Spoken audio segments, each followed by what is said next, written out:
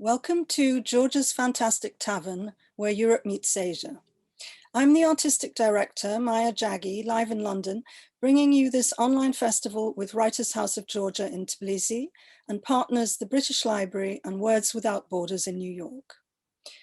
The festival starts today on the centenary of the Soviet occupation of Georgia, when the capital Tbilisi fell to the Red Army in 1921.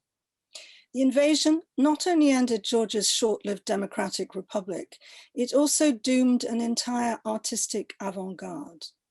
The capital, Tbilisi, had welcomed writers and artists of many nationalities fleeing the Russian civil wars, including the future Dr. Zhivago author Boris Pasternak. The cafe culture that embraced them was cosmopolitan, multi-ethnic, experimental, and free, with women as artists, not only muses, and where different art forms spoke to each other, as I hope they will at this festival. Though it's created obviously for the pandemic era, Georgia's Fantastic Tavern had its origins 4 years ago in Tbilisi when the artist Levan Shogoshvili, who you'll see in the video after this talk, inspired me to visit the Rustaveli Theatre's closed basement to see the modernist wall paintings in what had been the Kimerioni Cafe. The theatre let me in, and Stepko's Tavern by Lado Gudyashvili is now the festival banner. On an earlier visit, I'd seen at Writers' House an impossibly long row of photographs of writers who were executed in Stalin's purges, reminiscent to me of the doomed youth of Britain's First World War poets. That moment also led to this festival. And to me, this is not only Georgia's history, but it's an important part of 20th century world history. And thanks to Writers' House, Georgia's Fantastic Tavern, and our supporters, some of those portraits and artworks are now in an online picture gallery seen by many today on The Guardian's homepage.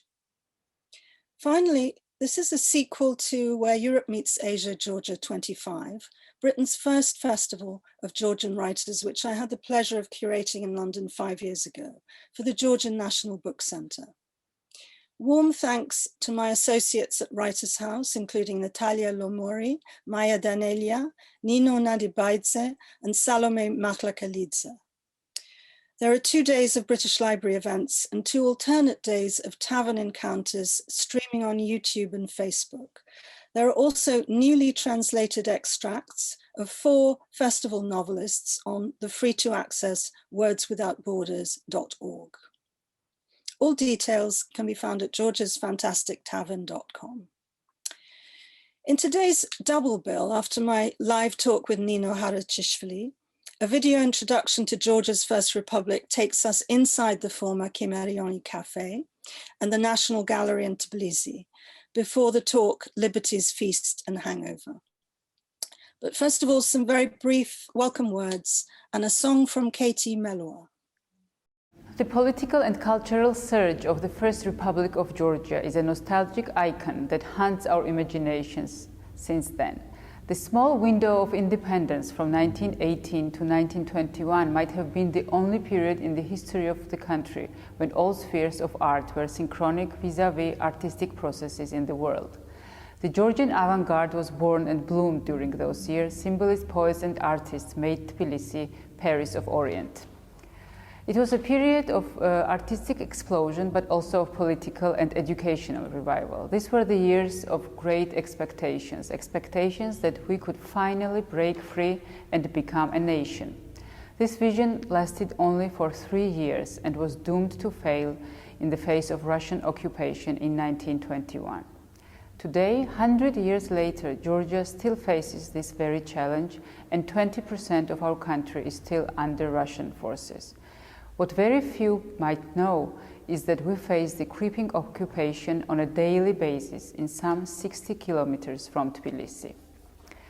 The Georgian writers, participants of this wonderful festival, will bring the image of Georgia, a vibrant, polyphonic, and deeply artistic country in Caucasus, with extraordinary literary traditions, turbulent history, great winemaking and feasting traditions, and a sentimental reminiscence of culture of avant-garde taverns and art cafes of beautiful, now fading Tbilisi. Literature is a perfect medium for conversation between people, even countries. We hope that the festival, Georgia's Fantastic Tavern, will be a medium that will bring Georgia closer to interested readers. I would like to thank all our partners who supported us to create such a memorable experience, especially the British Library and the online magazine for international literature in New York, Words Without Borders, and of course, wonderful Maya Jaggi, whose love and dedication to Georgia made all this possible. I'm thrilled to welcome you all to this wonderful online festival of Georgian writers, which is a real sparkle and celebrates the rich Georgian culture and literature, especially during such challenging times. The Embassy of Georgia is very pleased to both support and promote such a brilliant event. I would like to thank the organizers and partners of the festival, the Writers' House of Georgia, the British Library, Words Without Borders, and of course the artistic director, Maya Jaggi, for making it happen. It is noteworthy that the literary festival marks the centenary of the Soviet invasion of Georgia and the 30th anniversary of regaining its independence, a significant period for Georgia's democratic transformation on its Euro-Atlantic integration path. Furthermore, this festival offers a fantastic platform to introduce some of the most renowned Georgian authors of recent years to a global English-speaking audience. And now I would like you to enjoy a brilliant performance of a renowned British-Georgian singer, Katie Melua. I thank you and wish you all a very interesting continuation of the festival, which I'm sure will be full of fruitful and illuminating discussions.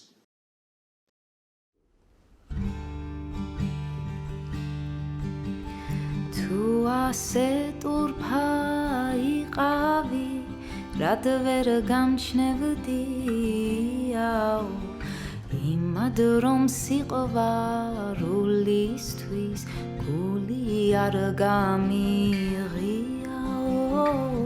imad rom siqvarulistvis guli ar gamighiao ახლა სხვა მებაღე შემხვდა ალერსით გამაბნიაო ტკბილადაც მამიგურგურა კალთაზედ დამარწიაო ტკბილადაც მამიგურგურა კალთაზედ დამარწიაო ასეტურფა იყავი რად ვერ გამჩნევდიაო იმად რომ სიყვარულისთვის გული არ გამიღიაო იმად რომ სიყვარულისთვის გული არ გამიღიაო იმად რომ სიყვარულისთვის გული არ გამიღიაო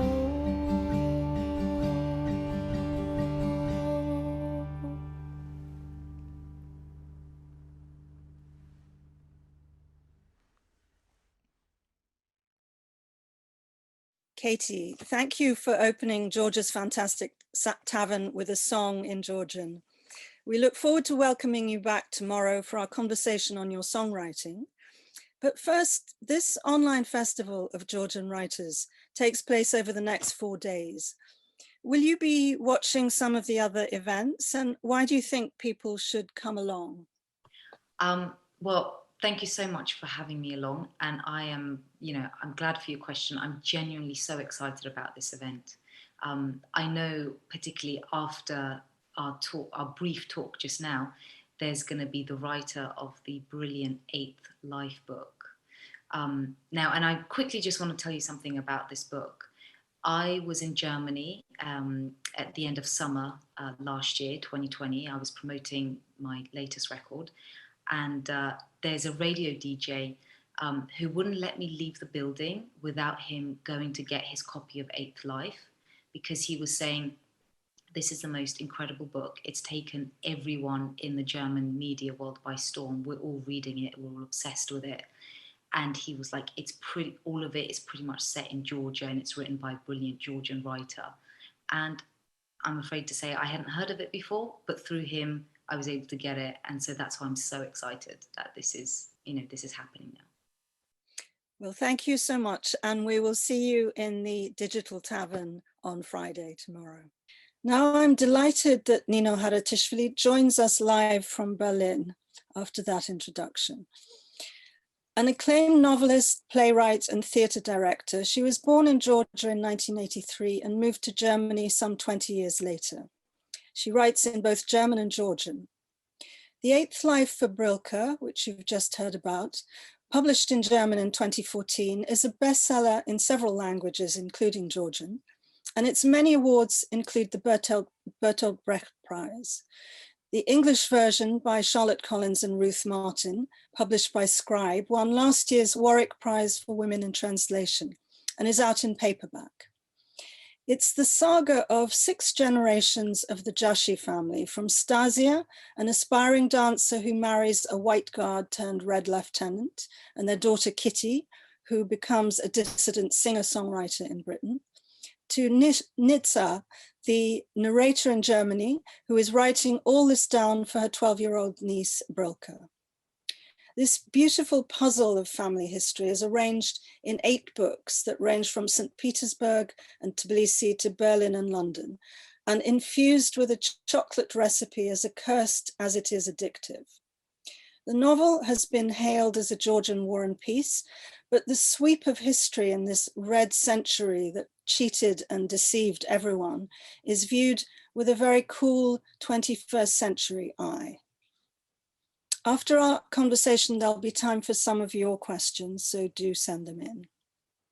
Nino, welcome to the tavern. Thank you. I'm so glad that I've been invited, and yes, thanks for having me here. We're delighted you're here. You've said that when you moved to Germany in 2003, nobody knew where Georgia was. And there's an exchange in the novel in a London pub where Amy says she thinks Georgia is somewhere in Russia, and Kitty tells her very dryly, no, it's in Georgia. I wondered, has that been your experience as a Georgian outside Georgia?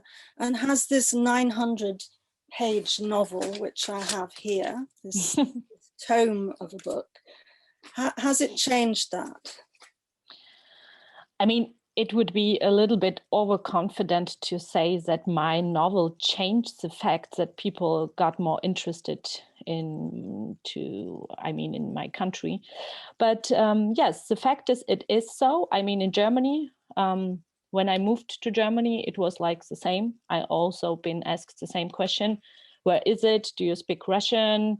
Is it something like somewhere Eastern Europe? But people didn't know much about it. And it changed in the last years. I'm realizing while talking with people, also readers. And of course, I'm always happy to hear people telling me that they went to Georgia after reading this novel. But I guess it's not only about this book. I think there are a lot of Georgian artists. I mean, we listen to the wonderful Katie Melua, but also a lot of writers, a lot of filmmakers, a lot of musicians who were contributed to that Georgia becomes kind of more popular and people got more interested in it. And I think culture, yeah, it's the main key for that, because it's a direct way. It's about emotions, and you catch up this fire, and it's like maybe the most direct way to got into something, or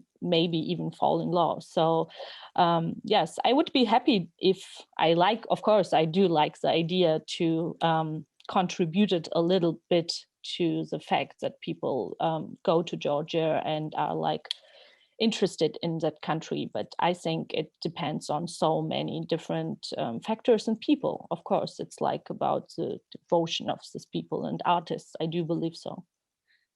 You also said some people are not sure which language is spoken in Georgia. And of course, as we know, there's a separate language with even a separate alphabet. And I wondered, when you write in German, are you also drawing on the Georgian language in some way in your writing, and also the very rich Georgian literature, which dates from the 5th century? I guess so. Of course, it's not a conscious process, but every time while I start the editing process of a new book, my editors or my publisher is keeping repeating that it's somehow a Georgian German. And of course, my style or my way of writing is influenced by my mother language. And I think it's an emotional approach that people often, I mean, before the eighth life, I've been often also criticized because in Germany it's it's a problematic issue. This direct or maybe even pathetic way of dealing with emotions, kind of not ironic and not like this postmodern. But of course, it's nothing that I'm not sitting and like thinking about every word and how I would say it in Georgian and then translating in German. It's something that it happens like it's not really, I'm not aware of it all the time. But yes, I mean, this is where I start. This are my roots, and of course, somehow it's I'm completely like influenced by that. And in order to write about the 1990s, which is the period that you grew up in Georgia, you had to start with the Russian Revolution and Georgia's first republic, which came the following year. Can you explain why you had to do that? Why that long view? And also, what does today's centenary of the Soviet occupation mean to you? Yeah, it's a good question. Why did I have to start so early? I mean, first of all, I had a lot of questions. It was in the beginning, I mean, the first years when I came to Germany, I didn't really look back. I wanted to assimilate. I wanted to find like a new life, a new place. A new way of expressing things. But after some years, I realized that it's not possible to go on and if you don't turn back. So I had a lot of questions. And I think that the whole thing started with these questions, or maybe the main question, why would you keep repeating things again and again? And when I tried to focus because I knew, okay, I want to write a novel about a family, a Georgian family, about a period in Georgian history when I grew up.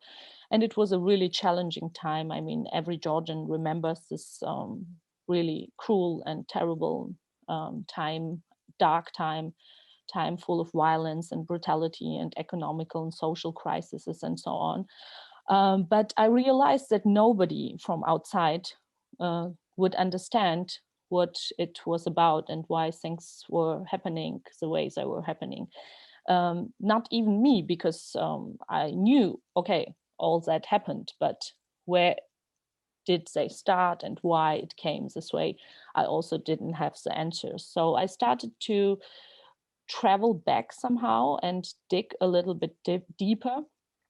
And I had no idea where I would end up. And then I ended up at the October Revolution. And of course, at that point, I thought, okay, oh my God, what I'm doing here, it's going to be a really, really huge, huge thing, huge journey. But at that point, I already was so much kind of into it that I could not stop. So that's why this book became so huge. But somehow, I mean, from the recent point, I'm really happy that I wasn't aware what I was doing, and I didn't know which kind of process I would be through, because I think if I would know all that, maybe I wouldn't dare. So, and what about the day to day? Yes, of course, it's an important one, really symbolic one.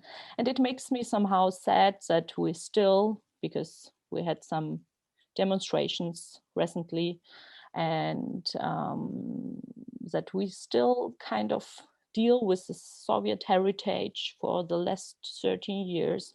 It didn't really broke through this vicious or curse circle that I call it. Because yeah, things are keeping repeating and repeating, and the same mistakes are coming back. And all the younger people, they showed on these demonstrations like yesterday and the day before, that the only way, the only direction they want to go is towards Europe. And I was really kind of sentimental and sad, because I saw some videos from these demonstrations and saw the banners and the posters, and the main slogan was like, no way going back to the Soviet Union or returning back. And I think that is something that gives me some hope. But still, of course, a lot of problems, a lot of political and economical and social problems, and it's like this heritage, and the circle is, it's not broken through. So I think it's a long process. Yes, because one should say the festival happens to be in a week or within a couple of weeks when the Prime Minister's resigned, the opposition leader was arrested, and the protesters, it's noticeable that a lot of people have noted the significance of the 1921 centenary, and that these dates keep recurring, and they're not something that one imposes, but they're very much in the minds of people as they experience this somehow. Because, and I'm really, it makes me mad and angry that the politicians, it's almost ironic that on the centenary and like in these days, we're still dealing with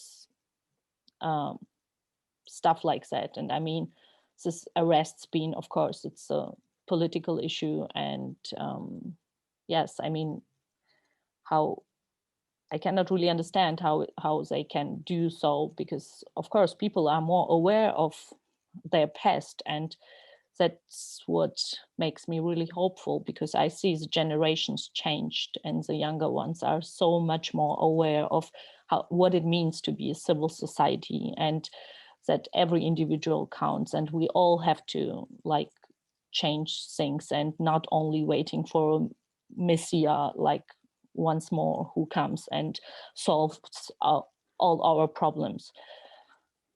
Yeah. Okay, and I wanted to go back a little to the First Republic, which is, the centenary is about the invasion, but the festival is inspired by the art and the culture that preceded it. Some of your chapter epigraphs are by the Blue Horn poets, some of whom are in the Guardian picture gallery that I mentioned. And Stasia finds this new poetry, new to her at this time, incredibly beautiful. And her friend Sophie is herself a symbolist poet.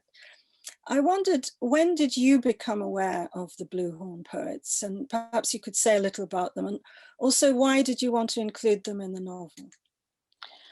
I guess when I was in my teens, because maybe like with 15 or 16, I become more and more interested in poetry.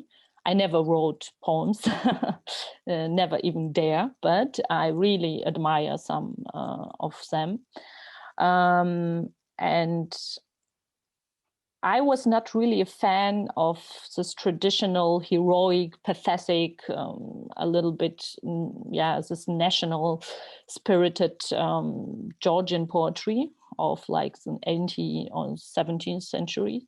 And it was kind of relief when I discovered the Blue Horn, because it was something completely new, and it was so much more daring and free-spirited, and the language was so beautiful and so experimental. And it was not only about this, I love my country and I'm this heroic stuff, because that was a little bit annoying for me with 15 or 16. And of course I was interested in like completely different things.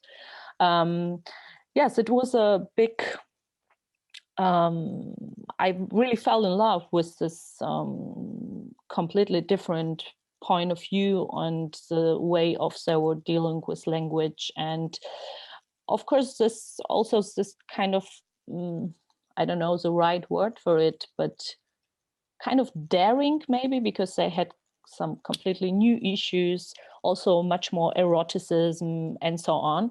And why I did include them, I mean, it was like, I have a lot of quotes and slogans in my book. It's like every chapter begins with one. And I guess it started because while I did my research, I went to Moscow, and there is I don't remember in which museum, or I've discovered there was an exhibition about Soviet posters, of course, propaganda posters. And it was really shocking. And I started to make pictures of them and collect them, because it's so ironic and sarcastic, because, like, you know, the Soviet rocket was invented for the world peace or stuff like that, and really cruel things, but somehow also funny, but in a really dark way. And then I started to include them into the book. But at some point I realized that it's so kind of depressing. And when you read that without knowing really a lot about the time and the Soviet Union, one could think that it's been only gray and dark and terrible. But then I thought, okay, I have to put some other stuff, like an opposite of that propaganda quotes, because there have been also so much great poets and writers and artists. They created under really huge pressure and under such terrible circumstances so much beauty. And I wanted to show that it also did exist. And that's why I think that I included this quotes and words into my book. Yes. Mm-hmm. And also, I mentioned that the book has been called a kind of Georgian War and Peace, but it's not this 19th century omniscient narrative. And the narrator is pitting her imagination against the historical gaps that are left by state propaganda and trauma. I wondered what your approach was to filling those gaps, those silences, as a novelist, that are left by official history and the distortion of history. And also, what was your approach to depicting historical characters? Because Stalin appears off stage, or he's the millionfold murderer. But his henchman, Lavrenti Beria, is Little Big Man in the novel, and he rapes Stasia's sister in a box at the opera. They're very present, this kind of evil in the novel. So how did you approach that history and those characters? I guess, I mean, the main tool for me was always been imagination, and in that particular case especially, because of course there have been a lot of gaps, and I did a lot of research, but it remains an interpretation.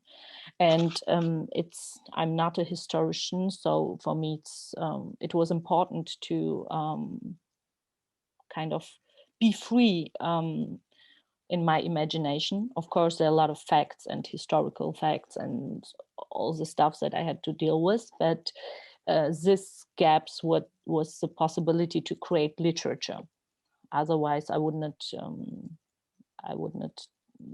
dare to write like I'm not a non-fiction writer. So, and I think what I mentioned before, questions, maybe that is the main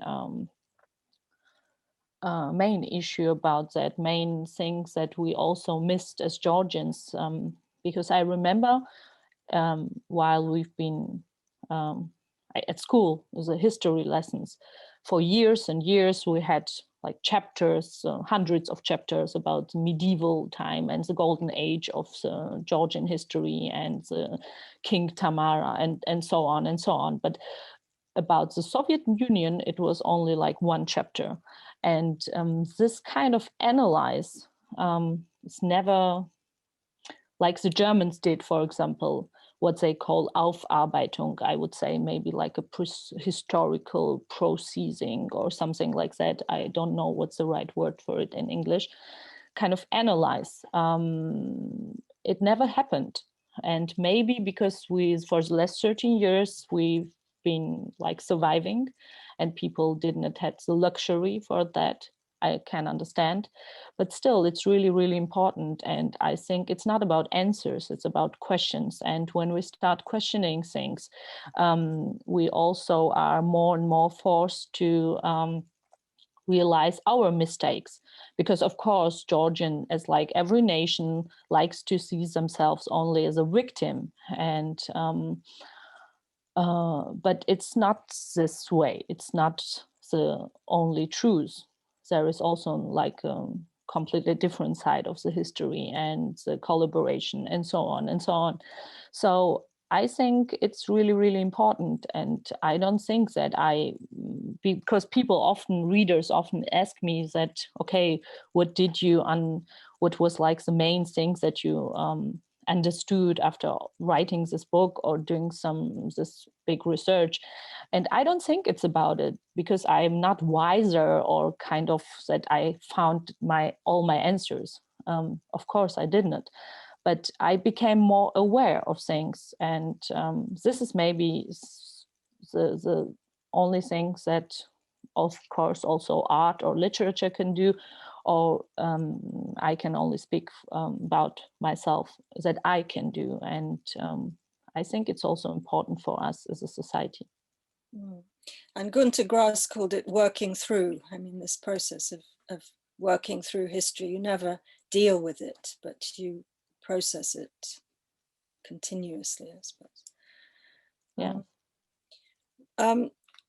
There was another part to my question, which was about Stalin and oh yes, Stalin and Beria, and why Stalin remains off stage, and what were your decisions about that?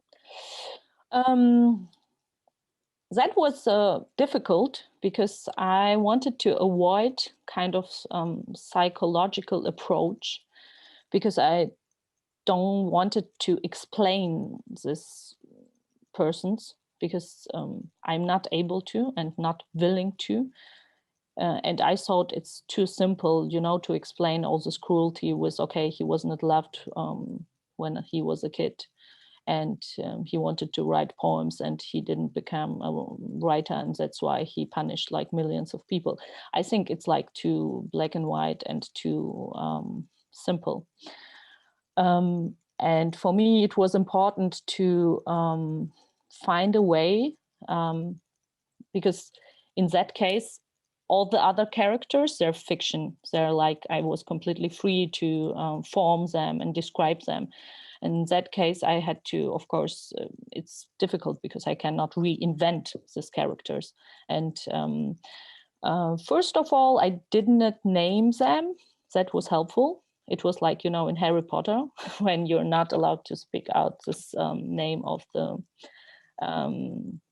villain. But in the end, like on the last page in the book, they're named. And for me, it was also a symbolic process that Nita, the narrator of the book, that she has to like go through all that and pass all that and break through the circle.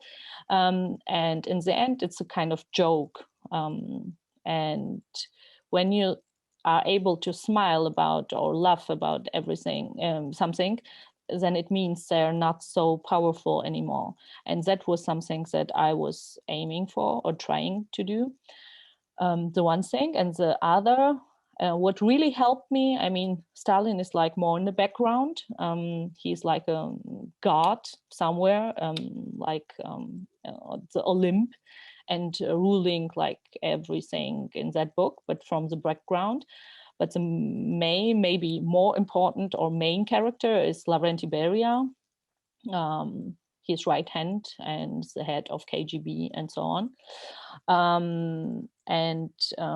Of course, I read everything I could find and tried to find as much information as I could to make a picture. But in the end, I decided to describe him from like female perspective, from somebody from a different. So it was helpful to describe him from outside, from somebody's point. Like in that case, it was Christine, a woman. He forced her to have a love affair with her, and always trying to keep this distance because yes, I really, really wanted to avoid the psychological explanations, because I do not really believe that they are helpful in that case. Mm-hmm. And you mentioned looking at Beria, who, and one should say, if people don't know, both Stalin and Beria were Georgian and rose to the top of this system. But most of the 8 books in your book, In the Eighth Life, belong to women. And one of the most harrowing scenes, apart from what happens to Christine, there's another that happens to the narrator. She is sexually assaulted by a militiaman in the 1990s in the Civil War. I wondered why it was important for you to focus on women's inner lives, as you do in this novel. And also, do you see it as a kind of story of repeated thwarted creativity, which so many of these women who want to be dancers, who want to be singers and so on, there's a kind of an attrition, there's a waste of talent that happens in the novel over generations. How do you see that? I mean, of course, for me, it's natural to write about women and to have this female perspective, because I am a woman.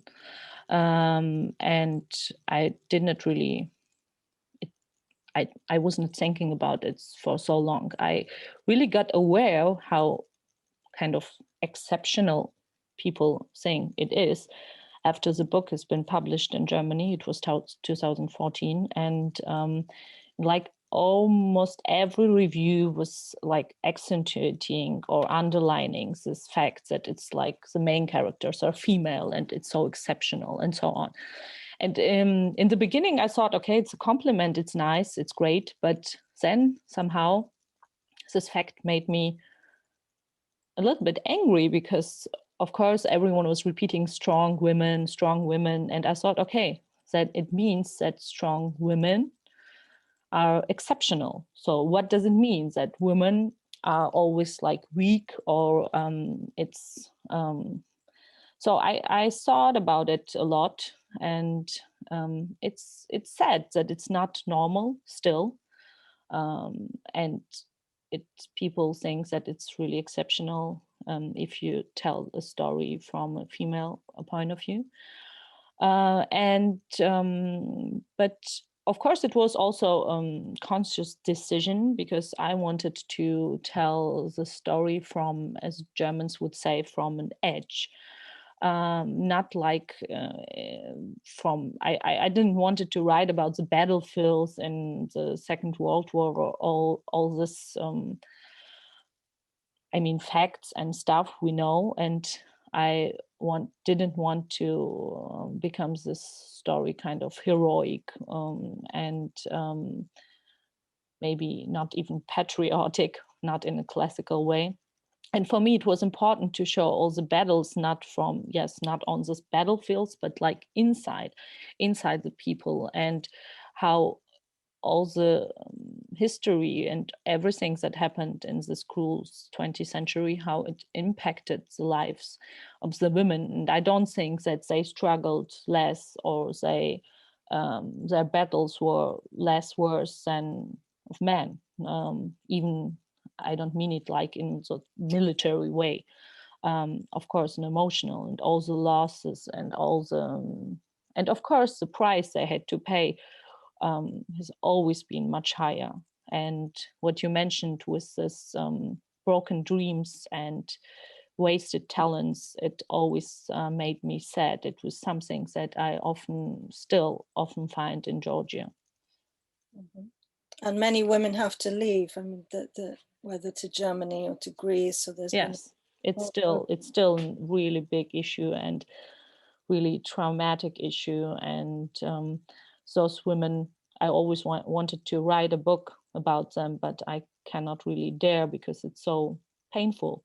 They still, a lot of them they don't have papers or legally, and cannot even visit their families who they support from years and years and years, like from the United States or Greece or Italy and so on. And doing really hard nursing jobs, and it's such a like Greek ancient tragedies you could write about these biographies. And of course it's really sad that they still have to pay such prices.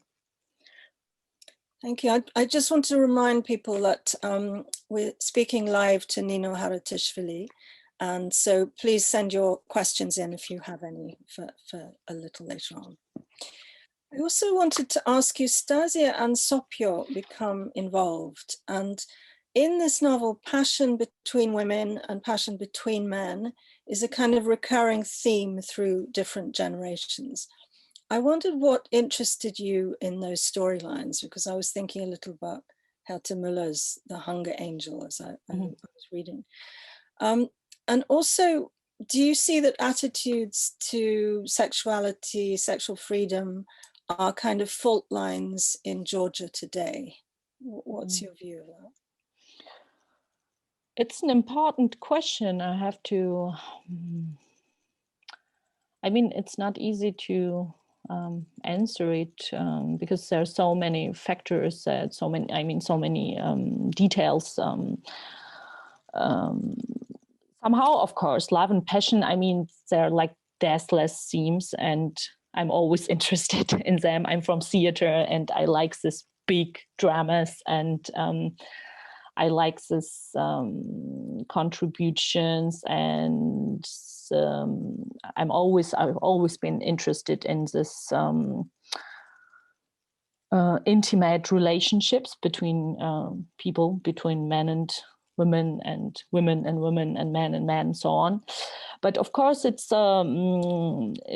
became a really important social issue in the last years, because I grew up, my generation was like torn apart between this really traditional way of living. And it's interesting because my generation, I think, was much more conservative than the generation of my parents, for example, the 70s and 60s. And more conservative. Maybe it's something that also it's in Germany. It's also history is repeating. It's often this way. I don't know why, but and I think it was the sexuality was, of course, it was a taboo also in Soviet Union. There was also this really popular saying. I mean, it's really funny, but we don't have sex in the Soviet Union. I don't know who said that, but it was like on a TV. And like everything, every main and important personal and individual issue was like behind the curtains. It was the same with sexuality. And of course, I don't know, people did everything as they do usually, but it was always like behind the doors and quiet, and we don't talk about it. Then this special Georgian traditions, like, you know, this, I grew up with always, this word was always like on my mind, this thing with honor, family honor, and so on. And of course, as a teenager, I hated it because what is it? So why do I always have to defend someone's honor because of my like sex, because I'm a girl? But still, there was also longing of becoming like more free-spirited, open-minded, and with internet and globalization, of course, things changed really rapidly.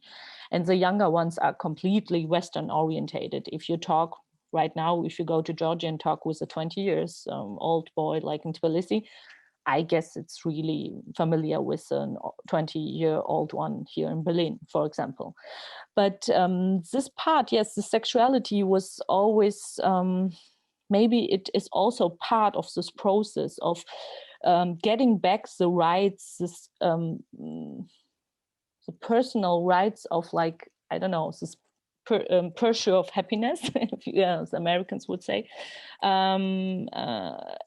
that it's not something that like the state or some instance from above is also regulating for you, but it's your right. And I'm positive about it. It's in Georgian changing really a lot. And for example, 2 years ago, there have been this attacks on the nightclubs.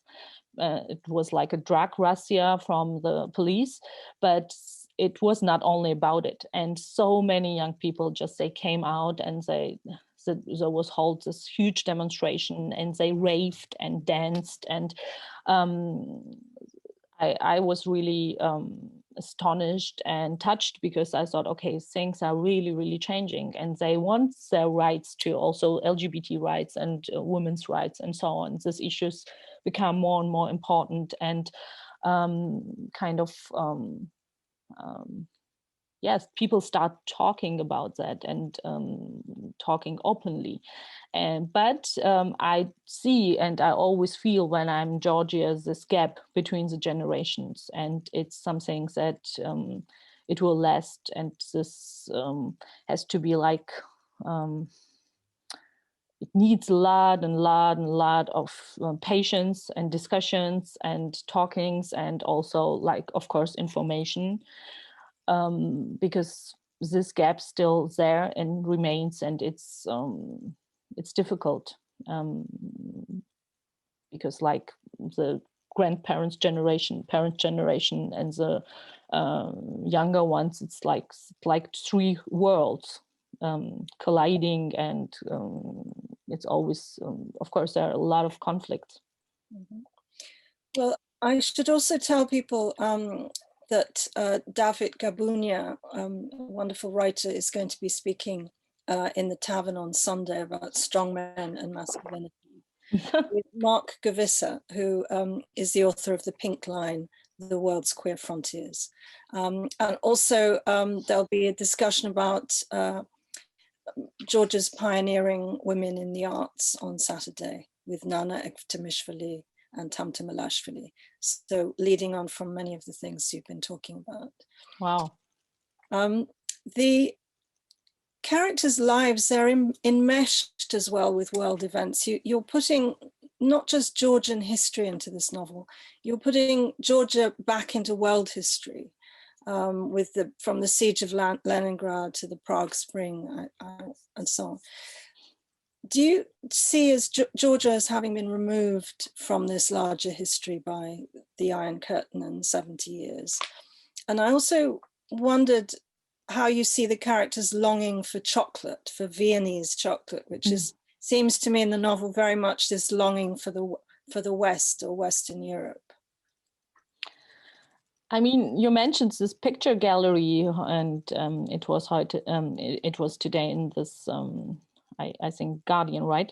Yeah. And I also had a look at it. And every time when I see some photographs from that epoch and time, it always, I can even smell this completely, like complete different kind of,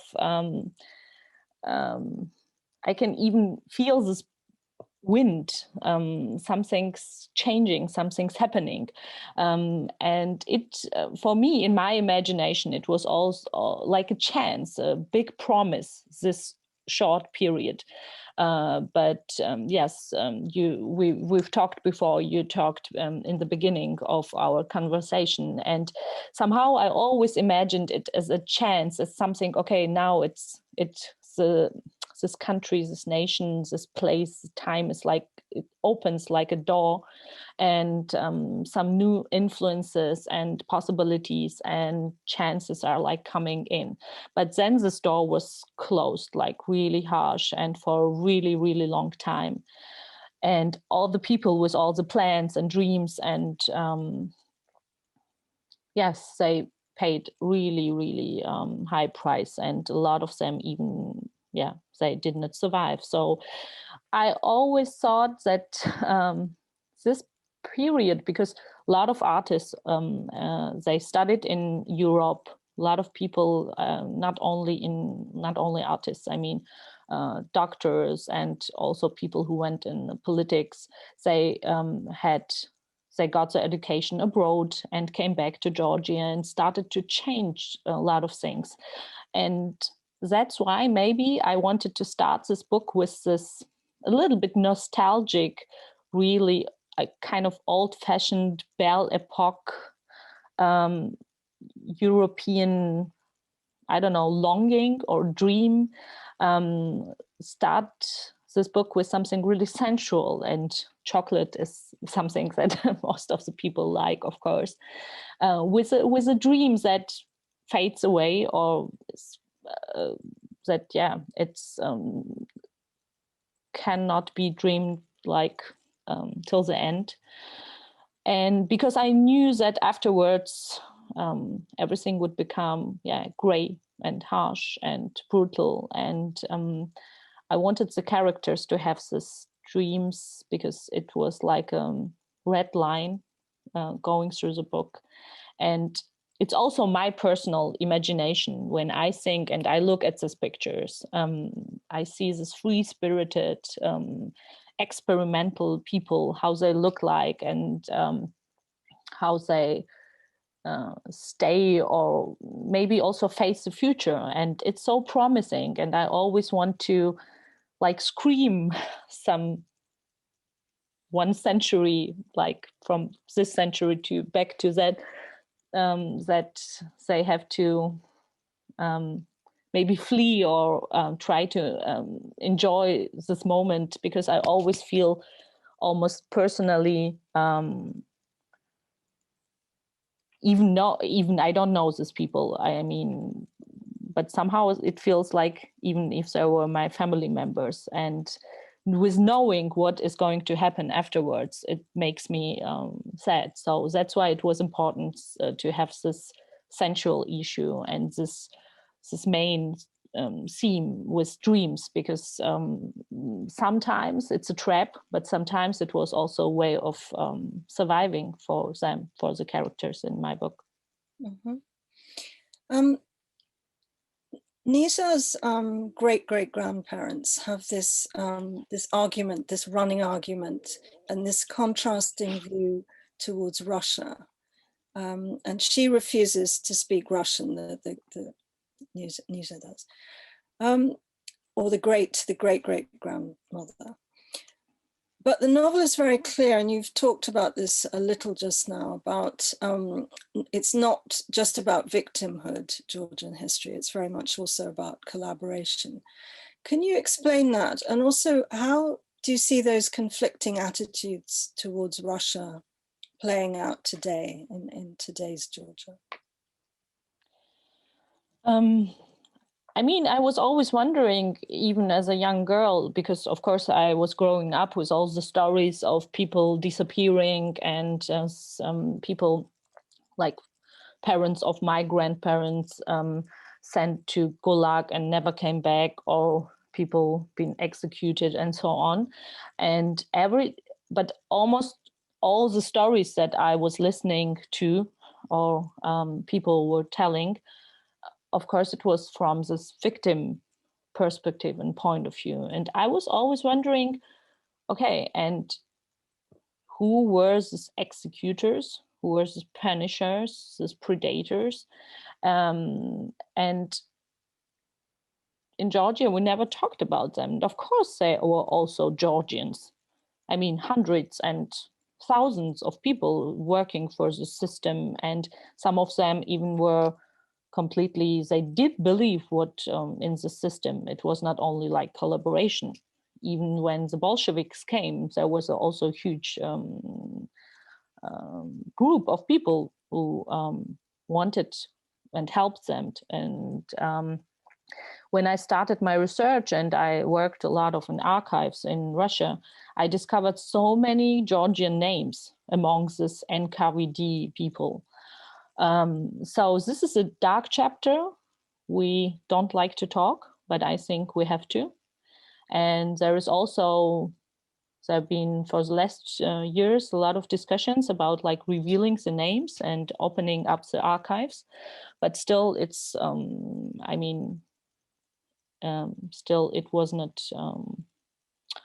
It didn't happen because in Germany, like in Eastern Germany, they did it. And everyone could go and have see their own yes, all the documents and all this Stasi stuff. And I think it would be important to talk about that and also start not only this position of victims, because of course, there have been hundreds, thousands of victims, and Georgia had the percentage of people who were murdered and became victims of that regime was incredibly high. But still, we also have this other side of the history, the other chapter. So this is something it's really difficult to talk about in Georgia. And one fact that really makes me mad, even now, we still have the Stalin Museum. And I mean, it's like it's a museum that was built in the 50s and it remains same. I mean, I'm completely, I would say we have to have this museum, but it has to become a completely different one. It has to become a museum of history, and of course we have to talk about all the victims, but also all the perpetrators. And I think that it's still, we are talking about that, but it doesn't really change and nothing's happening. This is something that shows that we're not completely, yes, we didn't really deal with all that in an appropriate way. And yes, of course, I mean, you have it in everyday life, all these issues with, you mean, when I got it right, you mean the relationship between Russian and Georgian, right? How different Georgians, I mean, it's not simply Georgians against Russians by any means. It's have very different views on that very old relationship with your neighbor. It is really, really difficult, of course, and it remains. It's like still like a ticking time bomb, and you never know when it's going to explode. And 2008, for example, I went to Georgia for a vacation, and the war started out of nothing. It was like, what? Yesterday we had a feast, and I had we were sitting all together with my family, and on the next morning there is a war between Russia and Georgia. So people live with that fear. And I mean, in the beginning, Natasha also mentioned this creeping border problem. And it's also something completely crazy that they're removing these borders. But you also have this in everyday life. For example, some years ago, I was walking on the Rustaveli Boulevard because I also don't have I don't always have the answers how to deal with that. Because, for example, I love Russian language. And for me, it doesn't have to do anything with Putin and the politics. But of course, it depends on context. And for example, yes, some years ago, I was walking on Rustaveli Boulevard, and there was a Russian tourist, a lady. And it was like 25 years after the 9th of April, a really tragic day in Georgian history.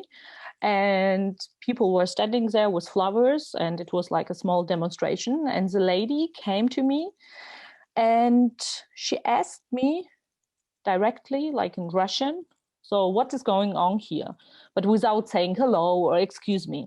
And it was kind of so self-evident that she thought I have to answer her in Russian. And I did it like it was my instinct, and I do speak Russian, so of course. And I didn't really think what I was saying, but I thought, I said, yes, that is like people are remembering the 9th of April when the Russian soldiers killed Georgian people. And she got a little bit confused, but after, and she went away, and I stayed there, and I wasn't really, I thought, okay, something about that situation made me angry, but I don't know why. I knew, of course, it has to do with this language. For me, on the other hand, I mean, it's no problem. Of course, I speak Russian, so I of course I can do and answer in Russian. But it was so kind of arrogant, and it was natural to her that I do have to answer in Russian. And it was a little bit sarcastic or maybe ironic that she was asking me what was going on there. And it was about this really tragic day and chapter in Georgian history. So, you know, it's also in details, like people are discussing some, because we have a lot of Russian tourists, and the Georgian economical problems, they remain so huge, and poverty level is still really inhuman. And of course, people they're depending on them. And so the hospitality in Georgia is still important, and I'm happy that it is so. And there is not this open aggression. Like I remember as a child, we always went to Estonia or the Balticum, and there, it was in the beginning of 90s, people, when you ask something Russian, people were like, war. They were getting mad. And that is not completely the same Georgia, and I'm happy that it is not this way. But still, I cannot even always find the right answer how to deal with all that. And yeah, I actually have a question here that's about Russians, so I'd like to put that to you. It's from Tamina, and she says, which European authors would you say influenced you when you were growing up? But did you read foreign literature in Russian translation, or were you reading in Georgian? Half, I guess. I was poisoned by my grandmother with literature. She was she was a huge reader, and she had a big library, but she was the generation, she studied in Russia and made her diploma, of course, and she had to do in Russian. So she spoke Russian to me. I mean, she was Georgian, but still. So for me, it was like really familiar growing up and reading in that language. And she had almost all of her books were in Russian. But when I started to discover like writers and literature on my own, and it was like, yes, when I became a teenager, I also started to read books in Georgian. It was always a problem because now it's changing, but we had a huge lack of like recent authors or contemporary literature. And everything I could find, I mean, good translations in Georgian, it was always from writer or author of 18th or 19th century, or maybe in the beginning of 20s. But everything what happened in literature, like after 1916, it was a big problem to get these books. And it took a while. Now in Georgia, almost every book, they're translating a lot of also contemporary writers. But when I was a child, or also later, it was a huge problem. So I read in both languages, yes. Mm-hmm. You mentioned your grandmother. I have a question from Bernard, who said, reading a book had resonances for me of my parents' and grandparents' lives in Ireland, which is also marking a centenary of its own transformation. Did you draw at all directly on the lives of your grandparents from 100 years ago? No, I mean, it's not, of course, this book is really, really personal, and it has to do a lot with me or also my family, but it's not like this in this, literary way of this word. It's not kind of autobiographical, or it's not about experiences my family or grandparents made. But there are, of course, for example, like the 90s, this period, it was impossible to live at that time in Georgia and not be kind of impacted by that. of course, my family was also troubling with all that was going on, and we also had all these problems like almost every other person in Georgia at that time. So there are a lot of, I cannot describe it better. It's personal, but it's maybe not private. And Asmat says, I would like to know if the novel has ever been praised or criticized by historians. Excuse me, can you repeat the question? Has the novel been praised or criticized by historians, people who write history but not as fiction? Not that I'm aware of. There have been some readers who are really into history that they had some remarks, of course, but I don't remember review by somebody who is historian. But maybe I don't know it yet. I'm going to ask you one more question before we end, and that is about Georgian writers. Now, so many Georgian writers who I speak to are also translators.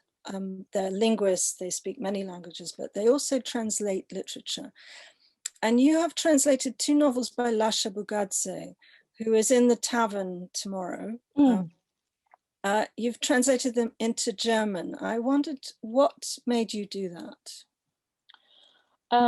It was a kind of, it was by an accident, I would say. And it was a small test maybe that I wanted to pass, because I liked Lasha's books. I love his humor, and I knew him briefly.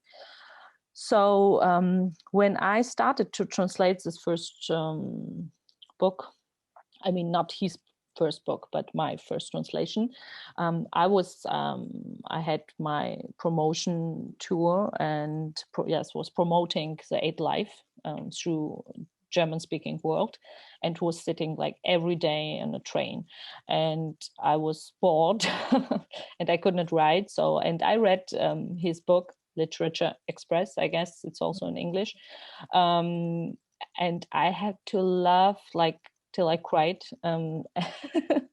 because it is a satiric book about literature and Europe and Georgia and so many things. And it was so funny that somehow I thought, maybe, okay, I'm sitting here for hours and hours, so why not maybe I could try to translate some pages to see if it's possible, or would I be able to transport this very Georgian humor into German language. So that was a challenge that I was really curious about, if I could manage, or kind of test that I wanted to pass. So, and I started to enjoy it so much that I continued. So it was not planned that I start Lashes, and even when I finished, that was I think that was the first time I wrote him or called him and told him that, oh, you know what, I translated your book, so how about to talk about that? And he was like, what?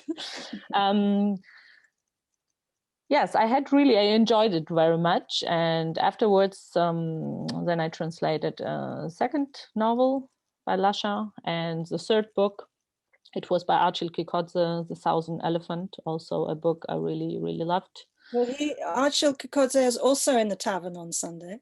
So great. So we're all here. I'm afraid we're out of time, but I'd just like to thank you, Nino Haratischvili, so warmly for that wonderful talk. Thank you. And to say that Levity and the Limits of Satire with Lasha Bugadze, Beka Adamashvili, in conversation with Claire Armistead of The Guardian, is streaming at 18:30 GMT tomorrow, after my conversation with Katie Melua at 1800.